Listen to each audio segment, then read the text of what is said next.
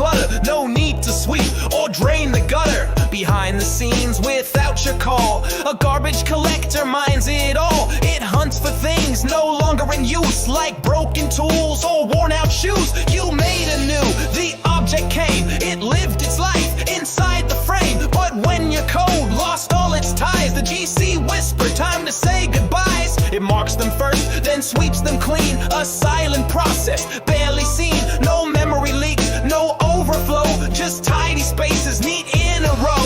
As young gen, old gen, memory lanes, with Eden fields and survivor planes.